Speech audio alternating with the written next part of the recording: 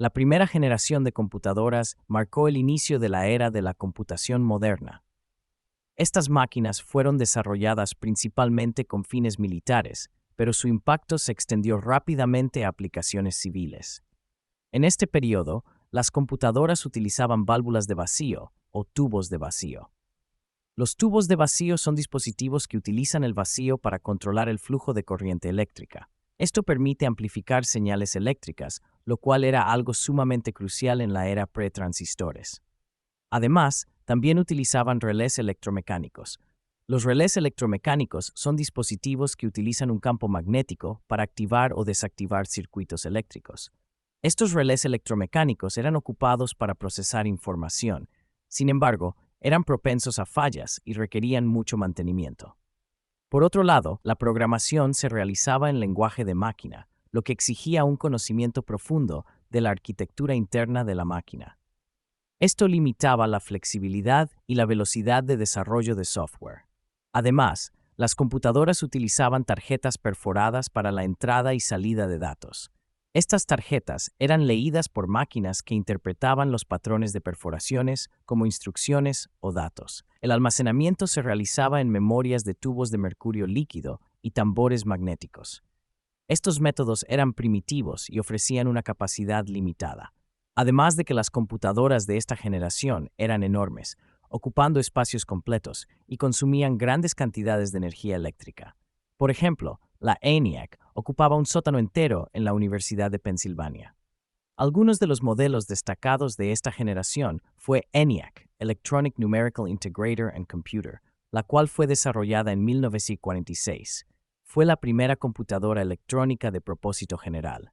Fue utilizada para cálculos relacionados con la bomba de hidrógeno después de la Segunda Guerra Mundial.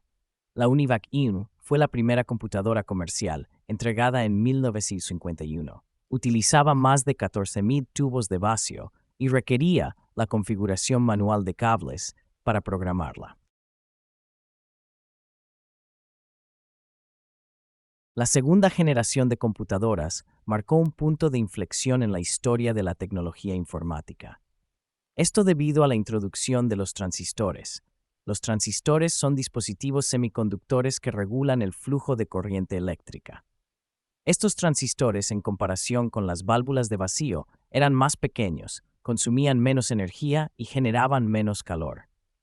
Durante esta generación, se popularizaron los lenguajes ensambladores, los cuales actúan como un intermediario entre el código máquina y los lenguajes de alto nivel, ofreciendo una comunicación más directa con el hardware y una representación simbólica del lenguaje de máquina. Además, surgieron los primeros lenguajes de alto nivel como COBOL y Fortran, que facilitaron la programación y se volvieron ampliamente utilizados en aplicaciones comerciales. En cuanto a la memoria y almacenamiento, la memoria principal se basaba en anillos magnéticos de ferrita. La función de esta memoria era similar a la que realiza la memoria RAM en la actualidad, que es el espacio de trabajo para la CPU, donde se graban los resultados inmediatos de las operaciones que se van realizando. La utilización de este tipo de memorias permitió un aumento significativo en la capacidad de almacenamiento. Además, se utilizaron dispositivos como tambores y discos magnéticos para almacenar grandes cantidades de datos. Entre los modelos destacados de esta generación se encuentra la IBM 7090, que fue uno de los modelos más populares de IBM durante esta generación. Utilizaba transistores y se convirtió en un estándar para las aplicaciones científicas y comerciales. Otro modelo fue el E304 y RCA 51. Estas fueron las primeras computadoras completamente transistorizadas, introducidas en 1957 y 1958, respectivamente.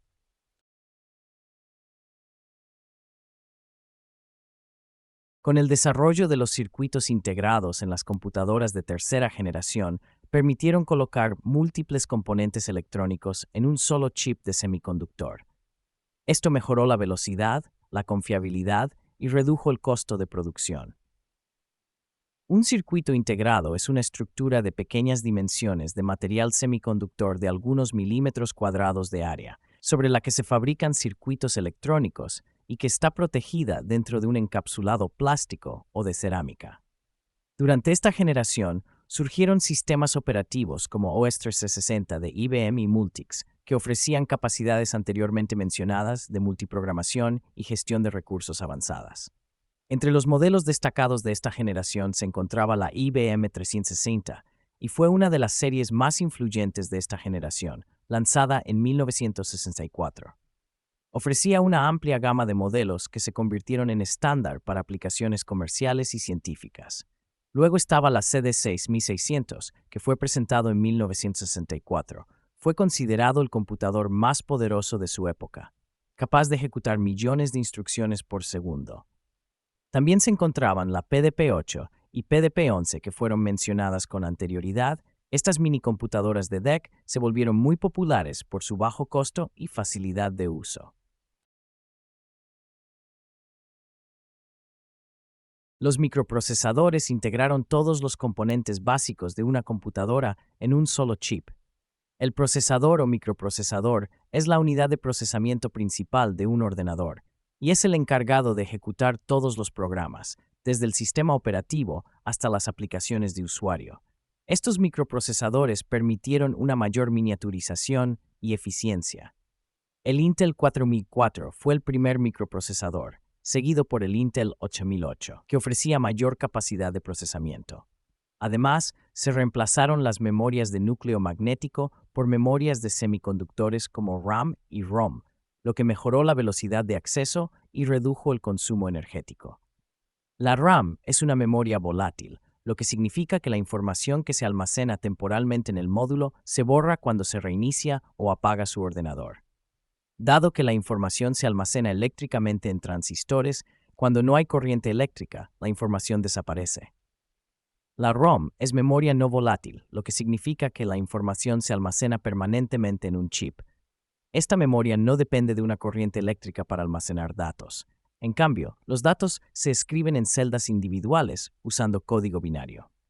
Algunos modelos destacados fueron la Apple II, que fue lanzado en 1977. Fue una de las primeras computadoras personales exitosas y popularizó el uso de software como la hoja de cálculo VisiCalc. Por otro lado, tenemos a la IBM PC, la cual fue presentada en 1981 y se convirtió en el estándar para las computadoras personales y fue ampliamente emulado por otros fabricantes. Y también tenemos a la Altair 8800. Esta fue una de las primeras computadoras personales en utilizar un microprocesador y se considera un precursor del movimiento de los aficionados a la computación.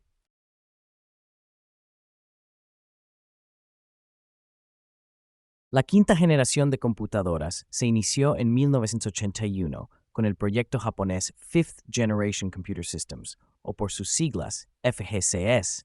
Este proyecto se centra en el uso de técnicas de IA para permitir que las computadoras tomen decisiones y resuelvan problemas de manera similar a los seres humanos. Esto incluye el procesamiento del lenguaje natural y el reconocimiento de voz. Además, estas computadoras utilizan tecnologías de Very Large Scale Integration y Ultra Large Scale Integration, ULSI. El VLSI es el proceso de crear un circuito integrado compuesto por cientos de miles a millones de transistores en un solo chip, y el ULSI integra millones a miles de millones de transistores en un solo chip. Estas tecnologías permitieron aún una mayor miniaturización y velocidad de procesamiento. Entre los modelos destacados se encuentra el Deep Blue, que aunque no es un modelo de quinta generación en el sentido tradicional, Deep Blue es un ejemplo de cómo la IA puede superar a los humanos en tareas complejas, como el ajedrez.